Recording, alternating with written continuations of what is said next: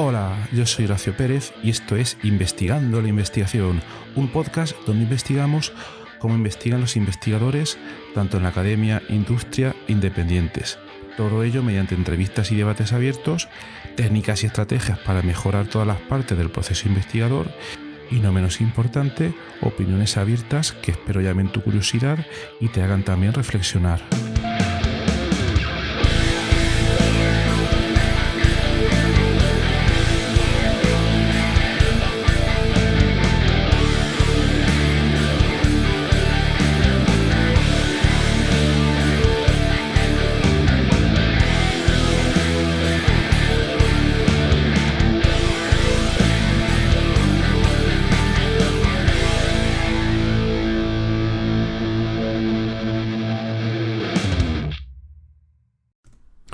No es para nada sencillo, o al menos para mí no lo es, el paso o los pasos o el proceso desde que generamos ideas, sean cuales sean las circunstancias en las que esas ideas son generadas, hasta que esas ideas las ejecutamos y las llevamos a la práctica o lo implementamos en algo concreto, un proceso final, un producto, un servicio, etcétera, etcétera, o su más simple ejecución.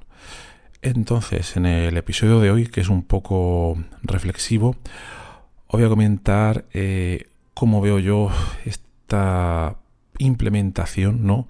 Cómo pasar de esa generación de ideas a la ejecución, después de haber probado 1000 millones de maneras distintas. Hoy os voy a comentar un poco la que me funciona a mí y cómo la implemento. No me voy a pegar 5 horas comentándolo, voy a tratar de ser lo más conciso posible y también os advierto que yo no tengo la verdad absoluta ni la pretendo tener y que probablemente el método o la manera de trabajar que os voy a comentar aquí ahora mismo, lo más seguro es que solo me funciona a mí, porque la he desarrollado teniendo en cuenta mi manera de ser y cómo hago las cosas, etcétera, etcétera. Pero bueno, yo os lo cuento porque quizás pensando que alguna de las cosas que os comento quizás no la conocíais, otras seguro que al oírlas vais a decir, sí, eso yo ya lo sabía hacer. Muy probablemente, ¿vale? No os voy a traer nada totalmente nuevo. Pero la combinación que yo he hecho a mí me funciona relativamente bien, ¿no? Entonces voy a ir un poco a por ello. Os voy a comentar sin más dilación el proceso y tal y como lo tengo ahora. Porque yo al menos acepto completamente y sin ningún problema que esto es un proceso cambiante y que es una metodología que con el tiempo pues descubrimos herramientas nuevas, descubrimos técnicas nuevas y no pasa absolutamente nada por ir experimentando un poco para ver cómo podemos mejorarlas, pero siempre teniendo mucho cuidado en no caer en la trampa de la productividad artificial, lo cual a veces es un problema. Ya lo he comentado en algunos episodios anteriores, el pegarse horas y horas o días y semanas probando nuevas aplicaciones que incorporan no sé qué, no sé cuántas, al final no estás haciendo lo que tienes que hacer, aunque tú pienses que estás haciendo cosas. Mucho cuidado con eso, ¿vale? Entonces, voy a por ello. Bien, entonces os voy a compartir, pues algunas estrategias muy simples, son súper simples, ya veréis, pero que a mí me funcionan de manera bastante efectiva a realizar esa transición entre generación de ideas hasta que pues me pongo a hacer algo con esas ideas. Eso yo creo que es lo que importa, ¿vale? También deciros que, por lo que sea, por X motivos, tengo una capacidad bastante grande para generar ideas. Otra cosa es que sean ideas buenas o no. Normalmente no son buenas ideas. Pero me salen muchas y luego las suelo apuntar todas, ¿vale? Suelo utilizar el móvil principalmente, pero las suelo apuntar todas, lo cual también a veces puede ser un problema el apuntarlas todas, pero bueno, eso lo dejaré para otro episodio. En definitiva, vamos a por ello. Entonces, simplemente yo creo que todos más o menos, cada uno tenga una metodología u otra, todos nos enfrentamos a momentos en los que generamos diversa cantidad, diversa calidad de ideas, Vamos a suponer que todos lo hacemos y estoy muy seguro de que así es, pero el pequeño o el gran problema viene cuando nos ponemos a ejecutarlas y entonces ahí nos sentimos abrumados. Este es el problema. Cómo llevar esas ideas adelante, ¿no? Entonces, bueno, os voy a comentar varias cosas. Punto número 1. Apoyarnos en la inteligencia artificial. Bien, en episodios anteriores de este podcast, hace poco os he comentado en una serie de episodios cómo utilizar diversas herramientas como ChatGPT, etcétera, etcétera. Entonces, una manera sería, para los que tenemos muchísimas ideas, entonces, si las apuntamos todas y nos vamos a nuestra lista de ideas, vamos a tener 1.000.000 y no vamos a saber qué hacer con ellas o a cuáles darle prioridad, etcétera. Esto se puede resolver de muchas maneras, pero un modo nuevo que estoy probando y que me funciona relativamente bien es, veréis, ¿cómo apunto yo las ideas? Pues tengo un documento en Obsidian. Obsidian es una aplicación muy interesante. Ya he dedicado varios episodios de podcast previos. Aquí los podéis buscar en la lista de episodios, os lo recomiendo. No lo voy a repetir. Y tengo una lista la voy apuntando en orden cronológico. Y al final del día, al final de la semana, es una lista que procuro revisar todos los días, pero tengo 100, 200 líneas, etcétera. Entonces, el primer problema es que da mucha pereza. Da mucha pereza realizar ese proceso de revisión, ¿no? Y luego ese procesado puede ser muy lento. Entonces yo simplemente lo que hago es, lo tengo en modo de texto Markdown, que simplemente es un texto con poco formato, y lo que hago es pasárselas a ChatGPT utilizando GPT-4 para todo el proceso que hago. Se lo paso y le digo, por favor, organízame estas tareas por categorías y por subcategorías. Y previamente ya le he explicado un poco lo que espero de él o ello, mejor dicho. Le digo, actúa como si fueras un ordenador de tareas, un procesador de tareas, etcétera, etcétera. Y bien, es muy interesante porque lo que me hace es ordenarme todas esas ideas de una manera categorizada en diferentes contextos y subcontextos, siempre teniendo en cuenta el límite de información que le podemos pasar a día de hoy, que creo que está en sobre 4.000 caracteres o algo así, pues me lo ordena de una manera súper eficiente. Y entonces, a lo mejor en ese documento tenía en la primera línea, en la línea número 10, en la 20, la 30, 40, una idea que tendía a repetirse siempre, pero que como no recordaba lo que yo había escrito anteriormente, pues era la misma idea, pero reescrita de varias maneras distintas. Y entonces esto lo que hace, al tú verlas categorizadas dentro de un mismo contexto de manera automática, te das cuenta de que es la misma idea y entonces ya puedes comprimir muchísimo toda esa información, ¿no? Entonces quizás esto me ayuda muchísimo, por una parte, a disminuir toda esa información que veo y que me agobia muchísimo, a menos cantidad de información, y luego al mismo tiempo como me lo presenta por categorías, entonces me es más fácil ver cómo se conectan unas ideas con otras dentro de la misma categoría y ya sé de manera mucho más eficiente cómo las tengo que llevar a un sitio u otro o qué tengo que hacer con ellas. No me quiero extender más, pero ese sería el primer punto, apoyarnos en las nuevas herramientas de inteligencia artificial. Segundo punto, este es más antiguo, es planificar con libretas. ¿Por qué?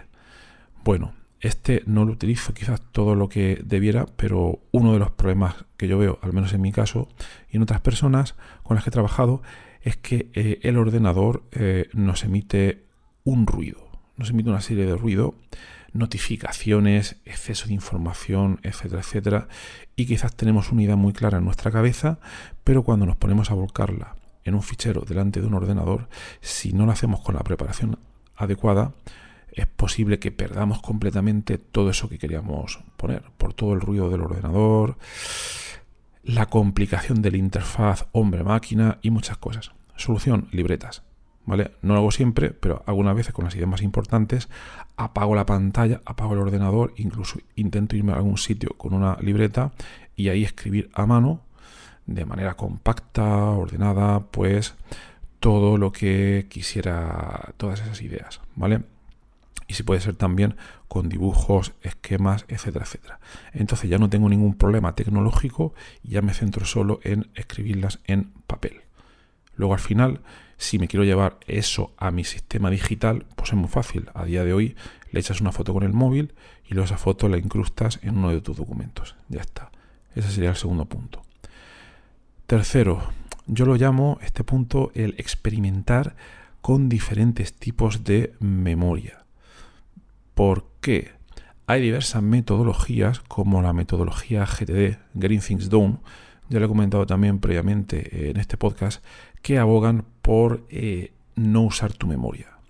Yo lo he hecho durante mucho tiempo, pero no me voy a extender muchísimo hoy. Creo que es un gran error el no usar la memoria. Al revés, tenemos que intentar fiarnos de nuestra memoria y al mismo tiempo volcar toda la información posible en nuestros sistemas, en lo que algunos llaman nuestro segundo cerebro, etcétera, etcétera. ¿Vale? Pero si nos acostumbramos a no utilizar nuestra memoria podemos tener problemas. Entonces, es imposible recordar datos, números, nombres específicos, técnicas, etcétera, pero sí las ideas principales. ¿De acuerdo? Entonces, para ello, a mí lo que me está funcionando es experimentar con diferentes tipos de memoria, lo cual se traduce en utilizar diferentes maneras para recordar tareas. Para ello, una de ellas es, por ejemplo, esa información volcarla en papel, como he comentado en el punto anterior. ¿Por qué creo que me funciona? También por algunas cosas que he leído. Cuando nos ponemos a escribir en papel, lo hacemos con la mano, el lápiz, el bolígrafo, etcétera, etcétera. Y esta es una manera de trabajar que está muy perdida, con lo acostumbrados que estamos al día de hoy a utilizar el ordenador. Entonces, al forzarnos a escribirlo, se supone que tenemos una memoria manual, ¿vale? De cuando hemos escrito y quizás incluso mejor si hemos hecho algunos dibujos. Entonces ahí estaríamos explotando esa memoria manual. Al mismo tiempo, si estamos haciendo algún dibujo a mano, si nosotros miramos ese dibujo y nos fijamos en su estructura, en sus formas, etcétera, ahí también estamos utilizando una memoria visual, ¿de acuerdo? Tendríamos memoria manual, memoria visual, etcétera. Cuanto más sentidos utilicemos para intentar recordar una información de manera más eficiente o más persistente, se quedará grabada en nosotros. Por lo tanto, aquí yo también intento a veces utilizar el sentido de la voz. Es decir, si estoy en un sitio en el que puedo hablar, pues me voy leyendo en voz baja o utilizando técnicas de subvocalización todo lo que estoy ahí escribiendo.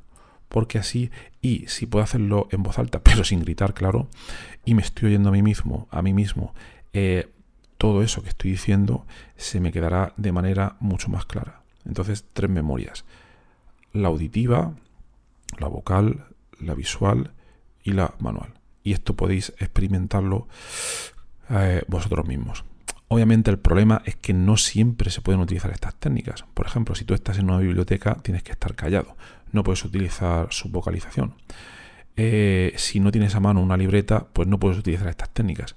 Pero no debería ser ningún problema poder llevar algo de papel encima, ¿no? Entonces este sería mi punto 3. El punto 4, creo que es uno de los más importantes, es que, como he comentado antes, generamos gran cantidad de ideas. Cómo las llevamos a la práctica es un tema, pero otro tema es cuáles, ¿no? Entonces, para saber priorizar de la manera más fácil posible, el problema que llevo aquí es que si cada vez que la vas a llevar a la práctica te tienes que parar y pensar, esta la llevo a la práctica, esta no, esta me gusta, esta no, eso puede ser un problema, porque quizás en ese momento estás muy cansado, cansada, y además es un proceso que consume muchísima energía.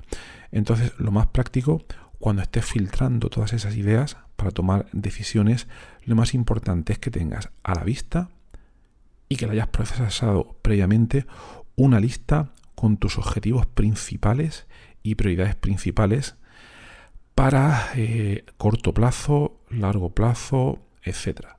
Algo muy corto donde las puedas ver muy fácilmente. ¿De acuerdo? Yo tengo una hoja de cálculo y ahí lo veo de manera muy fácil. A corto plazo, semana, mes, trimestre, año y años. Y cuando me pierdo la miro y digo, vale, esto que yo pensaba que es importante, yo creo que no es tan importante, por aquí no tengo que ir, esta tarea puedo olvidarla de momento, esta no, porque está relacionada con esta otra cosa, etcétera, etcétera. Y entonces las tareas que veo que no es el momento de hacerlas, las muevo a otro sitio, a lo que en la técnica GTD se llamaría algún día, y me lo quito de delante. Y entonces ya eso me permite saber qué cosas les debo prestar más atención. Ese sería el punto número 4. Tener siempre delante de manera clara o fácilmente accesible cuáles son nuestros objetivos y prioridades más importantes. Punto número 5. Sería el procesar y conectar nueva información.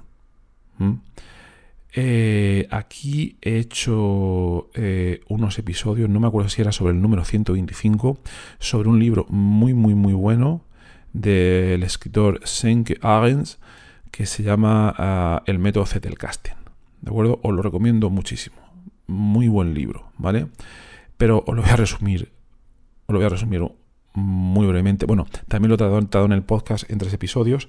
Ahí lo comento un poco más extenso, pero la idea principal es que al generar nuevas ideas, esas ideas, aunque ya las hayamos pasado por nuestros filtros de objetivos y prioridades, etcétera, y hayamos decidido el ejecutarlas, nos va a ser siempre mucho más fácil cuando podemos conectarlas con información nuestra previamente existente. Es decir, cada vez que entra algo nuevo a nuestro sistema, ya sea una idea, una tarea o lo que sea, si lo miramos como algo individual, puede estar bien. Y sobre todo cuando sea una idea radicalmente nueva, que no conecta con nada de lo que conociéramos anteriormente.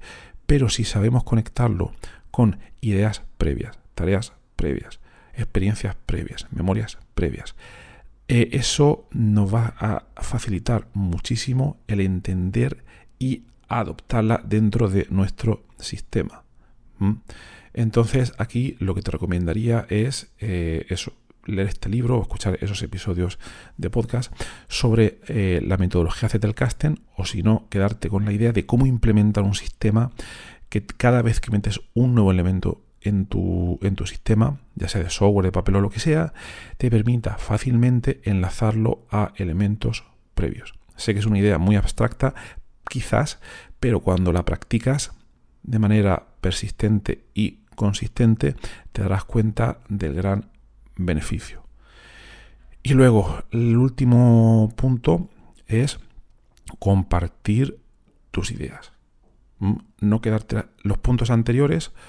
Todos ellos, el 1, 2, 3, 4 y 5, son cosas que hacemos nosotros solos, etcétera, normalmente.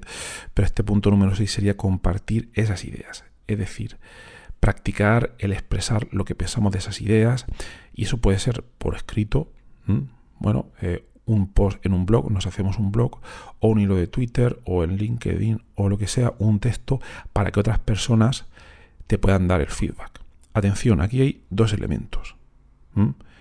Independientemente de que personas nos den feedback o no, el mero hecho de tener que escribirlas y saber que otras personas van a recibir esa información nos fuerza a veces, de manera positiva o negativa, que eso es otro tema, a esa información ordenarla y a cristalizar nuestros pensamientos, nuestras ideas. Y eso luego nos puede permitir que queramos implementarla o podamos implementarla de manera más eficiente, que es de lo que estamos hablando hoy. Entonces, compartir las ideas es muy importante. Yo he optado, la escritura me gusta muchísimo, pero creo que soy bastante lento en tema de mecanografía y me cuesta muchísimo escribir por el teclado. Entonces, me gusta más el tema del podcast. Por eso ya os estoy hablando, me estáis escuchando aquí ahora mismo. Ya llevo casi 250 episodios y cuando hago estos episodios me esfuerzo o intento forzarme a combatir muchas cosas como el síndrome del impostor, el organizarme, aprender nuevas técnicas, etcétera. Y me ayuda a cristalizar muchísimos conceptos. Entonces, esa sería una de las ideas. Compartir tus ideas, lo cual al final te va a fortalecer además para facilitar tus habilidades de comunicación y ayudarte a clarificar todos tus pensamientos. Bueno, pues esas son un poco las 6 ideas que os quería comentar. ¿Cómo se implementan en la práctica? ¿Existe algún método mágico? Bueno, os he comentado lo de la libreta, diversas cosas. Vuelvo a reiterar que hay una técnica en concreto que es la metodología Zettelkasten, os lo vuelvo a decir, que incorpora prácticamente gran totalidad de todas estas cosas que os he comentado previamente, ¿vale? Metodología Zettelkasten. Un sistema de notas y organización del conocimiento que fue desarrollada por un sociólogo alemán llamado Niklas Luhmann y que, bueno, ya con el paso del tiempo se ha demostrado su gran validez para fomentar tanto la creatividad, el aprendizaje y la generación de nuevas ideas, porque el método Zettelkasten, desde su base, permite o promociona o hace especial énfasis en conectar nueva información que llega a nuestros sistemas, en compartir esas ideas y también en la planificación y organización. Si este episodio lo hubiera grabado hace un año, os hubiera dicho que el único punto que no incorpora es el de la inteligencia artificial. Pero si lo hacéis con el software Obsidian, que lo he tratado anteriormente en el podcast, a día de hoy hay un plugin que tiene creo que 2 o 3 meses y que es súper impresionante. Es un plugin que se llama Smart Connections y que lo que hace es enviar todas las notas, toda la información de manera segura a OpenAI, codificarla y luego traerla de vuelta para que el propio plugin te proponga conexiones entre las diversas notas que forman tu sistema de Zettelkasten. Es impresionante. Os podría comentar muchas cosas, pero sería otro episodio. Os recomendaría que lo probaseis. Entonces, bueno, si me preguntáis en qué software podría implementarlo, estas ideas en cualquiera. Yo creo que a mí me funciona muy bien en Zettelkasten para la parte digital, pero para la parte más analógica, con las herramientas que os he comentado, libreta y uso de memoria manual, memoria visual y memoria auditiva, ¿vale? A otra persona le puede funcionar otro tipo de implementación o le pueden funcionar otras técnicas, como os comentaba al principio. Bueno, pues nada más. Espero que os haya sido interesante. Y si queréis hablar o tenéis dudas, etcétera, os podéis venir a nuestra comunidad en WhatsApp de investigadores, a la cual podéis acceder de manera gratuita en el siguiente enlace: horacio-ps.com/comunidad. Y nada más, que tengáis un maravilloso día y hasta luego.